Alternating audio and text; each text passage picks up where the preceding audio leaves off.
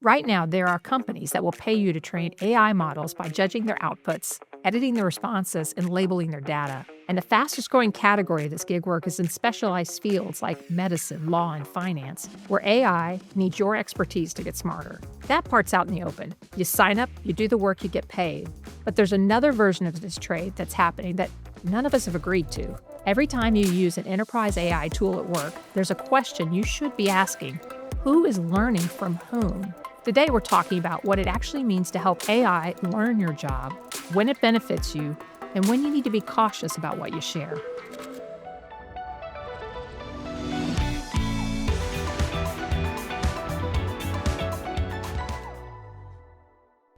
So, Carrie, I keep seeing these ads for AI gigs, training gigs. What are people actually doing in those roles? Like, what's the day-to-day with those things? One of the fastest growing gig jobs out there right now is training AI to do all sorts of jobs.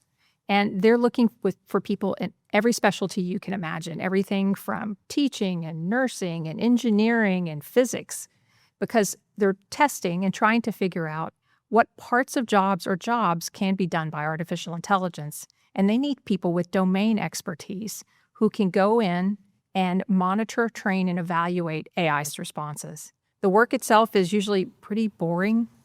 A lot of it can be just looking at an image and image labeling, or checking and changing words in a repetitive statement over and over and over again.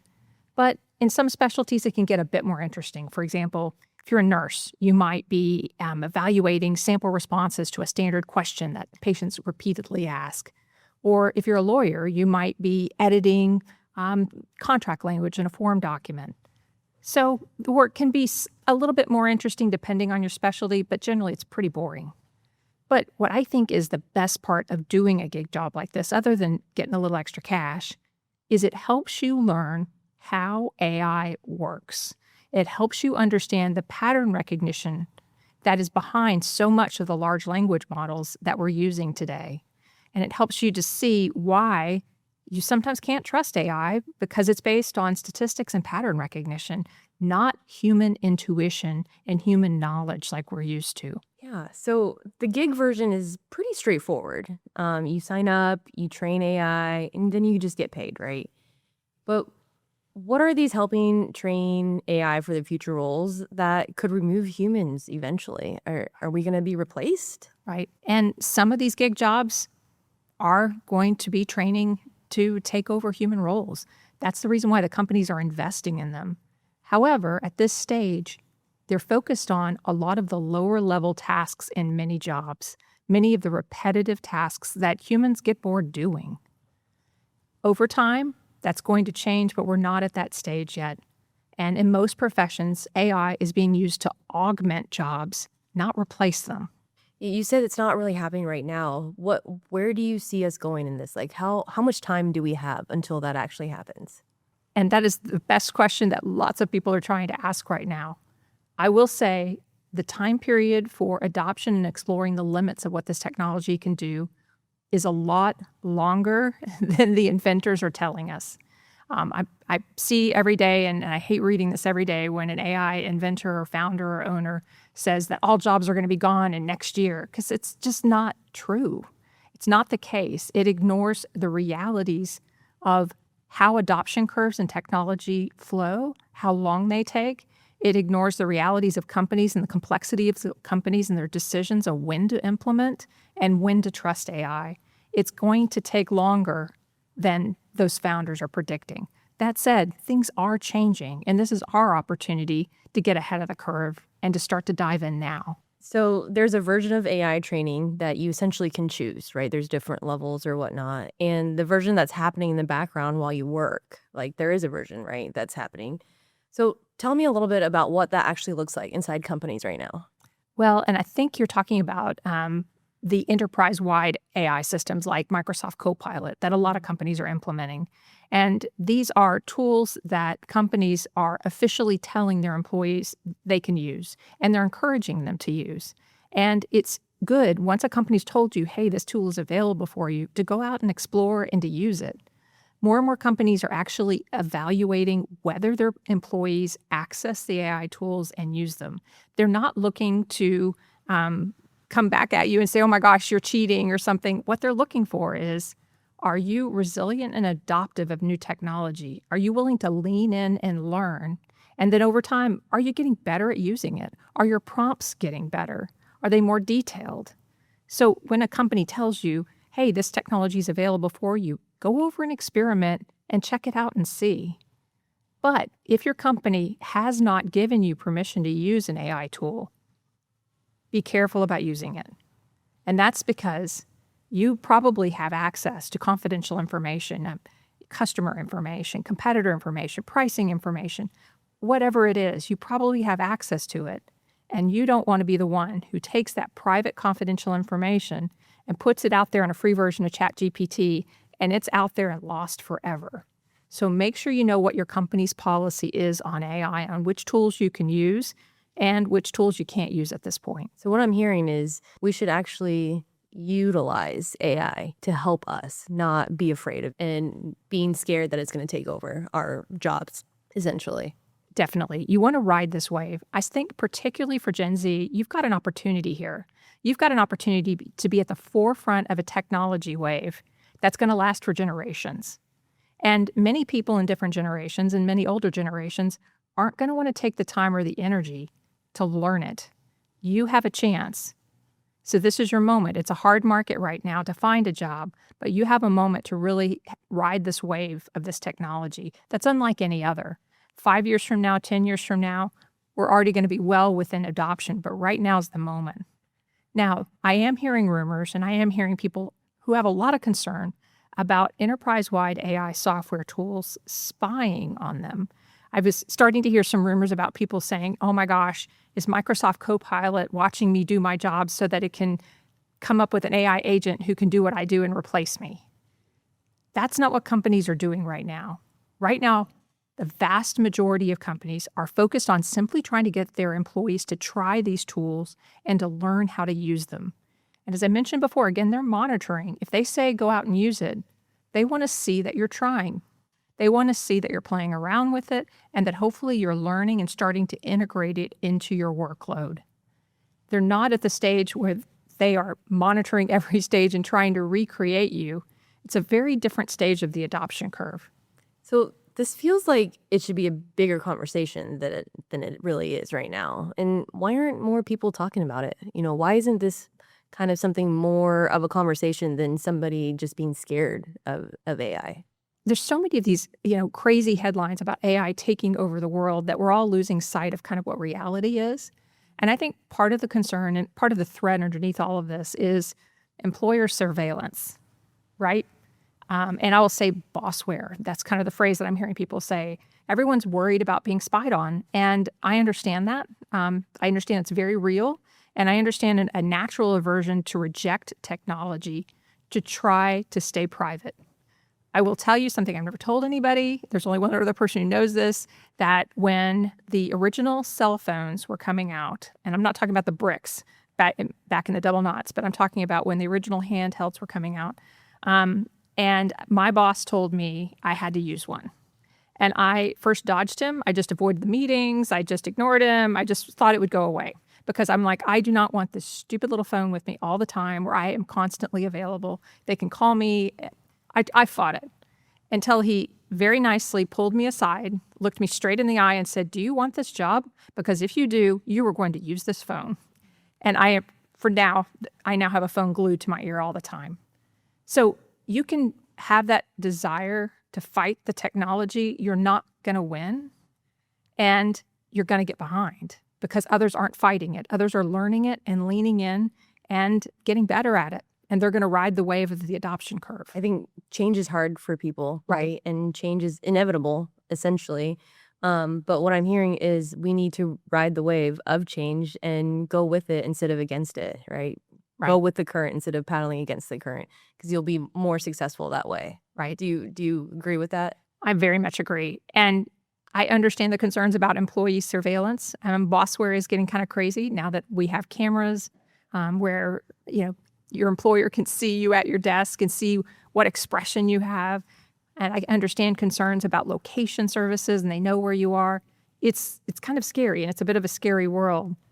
But that said, again, You saying you're not going to do it isn't going to change that. It's probably just going to get you in trouble in your job.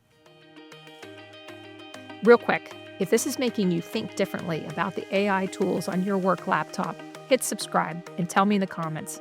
Does your company use an AI enterprise-wide tool? I want to know. Now back to the show. So, Carey, you talk about this bossware where the companies are just kind of watching what you're working at, right? And to me, it sounds a little like evasion of privacy. Right. Where is that line? And, where does the company stand on that? Workplace surveillance is something that freaks us all out. It is something that has been around for a long time. And it's good to know that at the base on law, even though we have rights to privacy at work, they are limited. If you are on an employer's property, working for an employer, if you're getting paid by that employer using their equipment and their skills, knowledge, and know-how, they pretty much have a right to know that you're working what you're working on. Your rights to privacy in that situation are somewhat limited, and more than probably we would like. Now, how AI can be used to spy on people is something that we're still understanding and exploring. And unfortunately, the government hasn't really started to regulate this yet. You can start to imagine some horrific scenarios with AI constantly monitoring you if it has a camera on you and monitoring what you're working on and seeing where you're going, and then a short report being produced for your boss, giving that person lots of information about you. You can start to really freak yourself out. We're not there yet from a technology standpoint, but unfortunately, the laws have not caught up yet. Both the states and federal government are really grappling with what do you regulate in AI? There's so many different areas of concern, privacy being just one of them. And what do you not? Because you don't want to constrain this technology that is going to be transforming our economy. A couple of things that have happened so far. In 2024, the Federal Consumer Financial Protection Bureau started to do a little bit of federal regulation by basically saying that if a company was using a third party to AI monitor employees, then they had to follow the rules of something called the Fair Credit Reporting Act, and they had to provide the employee knowledge of what was happening. Now, that was in 2024, and since then there's been DOGE cuts, and that agency had quite a few employees that were lost. So the status of that regulation, the status of enforcement of that is pretty unknown. Now, a couple of states, California primarily, are really starting to lean in and think about how to regulate AI. Again, privacy being one component of it. But we're still in the very early stages of what those laws and regulations are going to look like. So you touched a little bit about the employer needs to let the employees know what they're monitoring. Does the employees have a right to know everything that the company is monitoring? Do they have to tell them, at what times are they monitoring? What's that line? And again, with AI, there's surveillance in AI. And with AI, we don't have those regulations yet. We still have state privacy laws, and it depends on your state's privacy laws. And some states, as you can imagine, are more vigorous in this area than others. What I would look for is look in your company handbook and see if there's a privacy policy or an employee communications policy, an attendance policy. Those are the types of places that you should see something on this, some language on this. All that said, it depends on your company. If you work in a large company, they're going to have a very robust handbook. And if you work for a small startup, they may not have an HR department or even have any policies. So it does depend on your employer and on your actual legal rights, depends on the state that you're in. So with all of the AI surveillance and stuff, and people are kind of panicking about this, that they're being watched all the time. Right. But, is that a real threat, or is everybody kind of overreacting about this? I don't think it's necessarily an overreaction. I think it's important to know what's actually happening, though, so you don't get paralyzed with fear. I do think AI has tremendous potential to monitor real time and quickly. For example, we're seeing more and more employer monitoring of employee communications. For example, there's a platform called Aware that helps employers monitor employee communications across multiple channels fast and quickly. And we're seeing some misuse of that.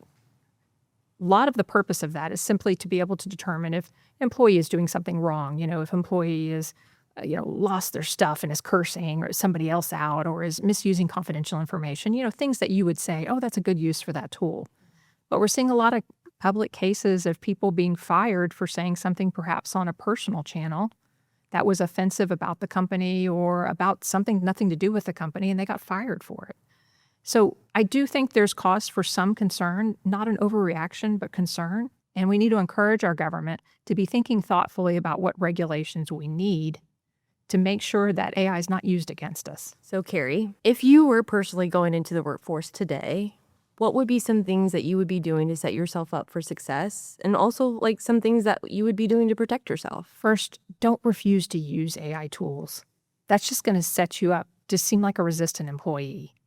And that's not what employers are looking for right now. They're looking for people who are curious about these tools and want to learn them. But be careful in how you use them. Find out what are the privacy policies around the AI tools at work. Ask HR or IT, what happens to the data that I type in to Microsoft Copilot? How is it stored? It's good to know that information so that you have that in the back of your mind as you're using the tools and you're deciding how to integrate them into your workload. And remember, even if AI can take over some of your job, maybe it can summarize meeting notes or it can schedule meetings for you or draft emails, it can't take over all of your job. There are still so many aspects of work that a computer just can't do. It can't handle an angry customer. It can't problem solve with complex information coming from multiple directions, some of it said and some of it unsaid. It can't weigh difficult business decisions with competing priorities. There are so many aspects of work that the software can't do. We need to learn the simple, repetitive tasks that it can and let it do it so we can get on to the more interesting human work that will remain. Now, all that said, you don't need all the answers. Nobody has them. What you need is real data and the confidence to act on it. And that's what we're here for. Drop your questions in the comments, hit subscribe, and we'll see you next time.